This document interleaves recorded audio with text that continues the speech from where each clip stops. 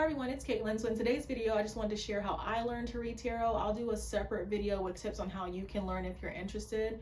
But to go ahead and get started with how I learned, I basically took what I know about how I like to learn in general, like what usually helps me, and pretty much applied that to learning how to read tarot. So I'm like a very curious person. I do like a lot of research. I feel like I really turn subjects inside out. Like I will research things to death, and I feel like that has obviously been helpful. But I know for myself, when it comes to learning things, I am somebody, I like to take notes on them. Like if it's really important to me, like when it comes to like, learning about crystals and herbs like that, and also we're talking about tarot, I like to take notes. I like to write everything down. So when I first started learning how to read tarot, one of the things I did was I got a notebook and I pretty much wrote out all the different meanings. Now, it is very tedious, because there's so many different cards, but that's just how I like to learn, and I feel like that's also helped me learn. And I typically like to write things down kind of like in the later hours of the day, because I notice for myself, when it comes to school and things like that, when I would do that, like kind of like before bed and then go to sleep, I feel like I was able to retain, knowledge. So that's just something that I personally did, which was taking notes. So the next way I learned tarot was through watching different tarot readings. For me, I like seeing different perspectives. I like seeing how people do things differently. So I just feel like that personally helps me, because again, there's so many different ways that the cards can be interpreted. People have like different styles, and so that was just something that really intrigued me in the beginning. So I just liked, watching, different people and seeing what I could pick up from there. And that also kind of helped me adopt my shuffling strategy, which is jumpers, but we'll talk about that in a different video. So the next way I learned how to read tarot was by pulling cards once a day, but I started off with like one card, but I'm somebody again who can be very impatient. So very quickly I'm just like this one card pulling is not doing it for me. So very quickly I started pulling more than that. And I usually, in the very beginning, I started off with like letting my intuition tell me how many cards to pull. And so I would, if it said four, I would pull four different cards, and then I would most of the time I was recording myself. I think I was uploading them on YouTube in the very beginning.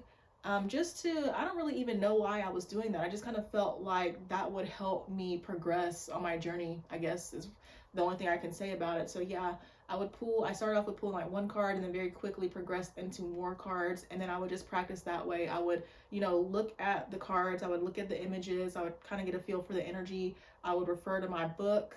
And I feel like, yeah, that's one of the ways that I learned how to read also. I think another thing that helped me too was very early on, I decided that I was not going to take reversals. I think just for me, the fact that there are 78 cards, and whenever you're starting something new, it can be overwhelming. And so I didn't want to overwhelm myself like even more by having to learn the reverse meanings. Like I feel like at this point, my viewpoint on them has evolved, and I feel like when it comes to reversals, they're basically just the opposite of the upright meaning. But I still didn't want to deal with that. And I noticed early too, it's just, again, everybody has different perspectives. Everybody has kind of like a different meaning. And I feel like when I was, learning from different people or buying my different decks, I would look at the reverse meanings that the different decks would have. And some of them just didn't make sense to me. And sometimes they even seemed like the same meaning as the upright meaning. So, again, early on, I just decided that I wasn't going to do them. And I just kind of feel like that helped me learn a little bit quicker, possibly. And then I personally feel that at this point, well, really early on, I could tell like when a card was reversed, just kind of based on the cards surrounding it. But then also when I started clarifying, that could also help me see that, a main card was reversed too. So yeah, not reading reversals, I feel like kind of helped me. I think the last thing that helped me was like reading for other people, because by reading for other people, you really have to apply the meanings, of course. But then also it's just like, everybody's different. Like you could get the same card for different people and it can have many different meanings. So it just kind of allows you to really stretch yourself and stretch your ability. So I feel like that's what really helped, kind of drill the meanings in and just give me experience. And I think also too, is like I just didn't rush myself. I paced myself and I did things before I was ready. I saw something within the last few months that kind of irritated me actually. This girl posted something and she was saying that if somebody did her reading and they pulled out their guidebook, that she would not be happy with it. She would have asked for a refund or something like that. But like when I said that I was doing things before I was ready, I would do readings for people and I would pull out my guidebook. And even still to this day, there are times where I'll pull out my guidebook because sometimes I feel like sometimes, you know, as readers, we are actually drawn to pull out our guidebook because sometimes there's something in the guidebook that maybe the, you know, the querent needs to hear. But yeah, I just was irritated by that because, you know, everybody has to start somewhere. And if you felt guided enough to book a reading with somebody, like, why does it matter if they, you know, pull the book out? Now, if they're using the book, you know, for the whole reading, I feel like that's a little bit suspect, maybe. Um, but even though, too, like I saw somebody that has, you know, hundreds of thousands of followers, they were doing, you know, free card pulls or something like that, or maybe like donation based card pulls on live.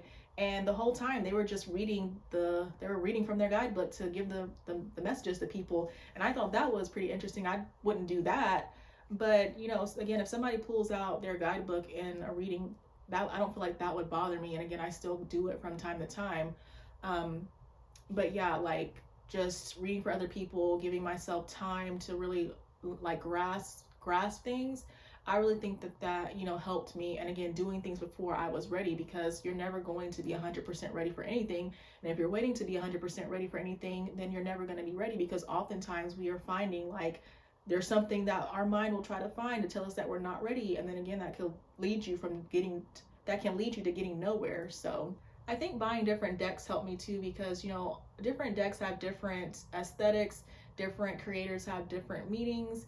And, you know, I think just seeing the different images, or just having a variety of different images, I feel like that kind of also helped me apply different meanings and have different takeaways for, you know, different people and different readings and things like that. And yeah, so I think that those are all the ways that help me learn tarot. Like I said, I'll do a separate video with tips on how you can learn if you're interested. But if you have any questions or anything like that, please go ahead and leave a comment down below. Thank you guys so much for watching this video, and I'll see you in my next one.